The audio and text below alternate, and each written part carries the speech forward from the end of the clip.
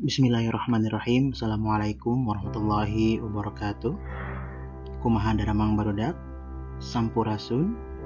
Mugi-mugi urang sadaya nuju dalam keadaan sehat walafiat. Alhamdulillah, hari ini kita akan masuk ke pelajaran tentang pupujian. Kalau yang di minggu kemarin kita belajar tentang pupujian tentang Kanjeng Nabi Muhammad SAW. Sekarang kita akan masuk ke pengertian apa sih pupujian itu. Sebelum kita mulai ke pelajaran kita, mari kita buka pelajaran kita dengan baca basmalah. Bismillahirrahmanirrahim. Baik, langsung aja masuk kita ke slide yang selanjutnya. Perkara pupujian. Pupujian teh naon sih? Nah, pupujian teh nyaeta salah sahiji hasil karya sastra Sunda dina wangun ugran atau puisi. Jadi pupujian itu adalah salah satu karya sastra Sunda yang struktur kalimatnya, strukturnya itu seperti puisi. Nah, dari mana asalnya kata pupujian? Itu dari kata kecap puji, ya artinya memuji sama ya. Robah jadi pujian, terus jadi pupujian. Dalam orang Sunda memang ada pupujian, terus oray-orayan, nah itu seperti itu, sama ya. Pupujian artinya apa? Kekecapan anu ngagungkeun Gusti Allah jeung Nabi Muhammad SAW. Jadi artinya adalah kalimat-kalimat yang mengagungkan atau memuji Gusti Allah dan juga Nabi Muhammad SAW. Maka pupujian itu isinya lebih banyak untuk tentang apa? Tentang agama Islam, seperti itu. Bisa dimengerti ya anak-anak? Pupujian itu apa? Yaitu salah sahiji hasil karya sastra Sunda dina wangun ugran tina kecap puji yang jadi pupujian, dia dari pujian terus pupujian, dan artinya mengagungkan Gusti Allah jeung Nabi Muhammad SAW. Selanjutnya, di mana asalnya pupujian? Dari mana sih asalnya pupujian itu? Pupujian asalnya tina syair. Ya, kalau kita ada syair-syair Arab, syair Abu Nawas seperti itu sama.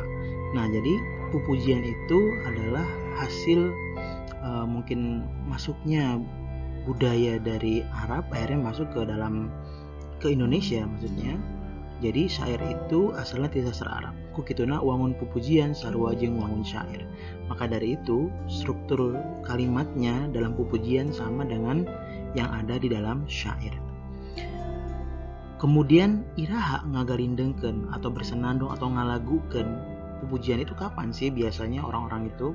Nah, ngagarindengkeun atau ngalagukeun pupujian disebutna nadoman. Kalau di orang Sunda ada namanya nadoman. Nah, kapan sih biasanya dilakukan pujian itu? Pupujian sok dilakukan di masjid, madrasah, sameme atau sebelum azan. Jadi biasanya kita dengar sebelum azan ada sholawat, ada ya semacam puji-pujian kepada Allah dan Nabi Muhammad. Itu kalau di orang Sunda namanya pupujian. Aya oge dina acara maulidan, rajaban, dan lain sebagainya. Juga bisa kita temukan di acara maulid, rajab, Isra Mi'raj, dan lain sebagainya. Tahlilan mungkin dalam orang Sunda ya, seperti itu. Selanjutnya anak-anak, nah bagaimana sih struktur pujian itu? Nah, kalau kita lihat melihat tina wangun pupujian kauger dibatasi ku. Nah, jadi dibatasi oleh beberapa hal. Yang pertama ada namanya purwakanti. Di dalam pujian wajib mempunyai purwakanti, yaitu apa? Sasaruan kecap atau engang. Apa itu? Biasanya kalau kita melihat di beberapa, contohnya di Gusti Urang Sadayana, kalau kita lihat dari baris 1 sampai baris 4 itu semua akhirannya berhuruf A. Ya, itu yang dia namakan purwakanti. Seperti itu. Kemudian jumlah engang. Jumlah engang itu artinya suku kata di setiap baris, di setiap pada lisan.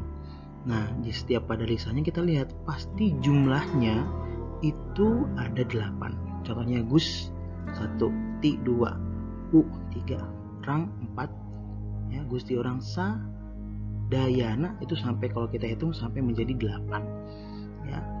Kemudian jumlah pada lisan, dan pastinya dalam setiap bait itu sudah pasti tidak lebih dari 4 baris. Jadi dalam setiap bait ada 4 baris. Setiap pada ada 4 pada lisan. Di setiap bait ada 4 baris. Seperti itu anak-anak. Jadi wangun strukturnya hampir sama seperti yang ada di dalam puisi. Seperti itu. Selanjutnya anak-anak. Nah, kalau kita lihat di sini, kalian perhatikan contoh-contoh di bawah ini. Kita lihat di sini ada 4 baris. Gusti urang sadayana. Muhammad jenenganana, Arab Quraisnya bangsana. Nah, kalau kita lihat dalam setiap itu namanya 4 baris itu disebut dengan satu bait atau satu pada. Kemudian di dalam satu pada itu ada 4 baris.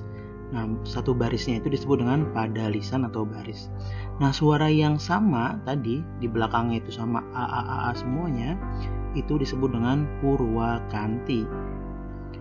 Nah, kalau kita lihat di situ di bawah ada Gusti urang sadayana, hampir atau semuanya dalam setiap baris itu hanya mempunyai 8 suku kata. Jadi nggak bisa lebih dari 9 atau 10, kalau pujian harus 8. Seperti itu anak-anak. Bisa dimengerti ini ya. Nah, ini adalah struktur dari yang namanya pujian. Seperti itu. Ada namanya pada lisan, purwakanti, dan jumlah eng atau suku katanya. Seperti itu anak-anak. Selanjutnya ada apa lagi nih kira-kira? Nah, unsur-unsur pujian. Apa aja sih unsur-unsur pujian itu? Ternyata dalam satu pujian itu mempunyai beberapa unsur-unsur. Pertama ada yang namanya jejer atau tema. Ya. Apa sih tema itu? Tema teh gagasan pokok anu rek ditepikeun kudu ngarang. Jadi sebelum kita mau membuat pujian kita harus punya temanya. Temanya itu apa? Atau judulnya itu apa? Seperti itu. Kemudian yang kedua ada nada jeung suasana. Apa sih nada itu yang suasana itu? Nada teh sikap pangarang kanu maca menyesuaikan isi pujian. Jadi nadanya harus disesuaikan. Kalau emang pujian itu bersifatnya ceria ya harus ceria nadanya. Kalau pujian itu bersifat sedih atau mengingat kematian ya harus sedih, ya kan? Jadi harus sesuai nada dan suasana yang ada di dalam pujian itu. Yang ketiga ada namanya rasa. Rasa teh ngajiwaan si pujian. Jadi kita harus meresapi, mendalami apa sih makna di balik pujian itu. Yang keempat ada namanya amanat, yaitu pesan pengarang kanu maca. Jadi harus ada amanatnya. Jadi pengen memberitahu apa pujian ini. Contohnya kalau pujian Kanjeng Nabi, pastinya ingin menjelaskan atau ingin menggugah yang mendengar untuk apa? Memuji kepada Nabi Muhammad, memuliakan Nabi Muhammad, bersolawat kepada Nabi Muhammad. Nah, yang kelima, unsur yang kelima adalah ada namanya purwakanti. Ya, tadi itu purwakanti, jadi belakangnya suaranya harus sama. Kalau a semuanya, kalau u semua, kalau i semua, kalau e semuanya. Seperti itu.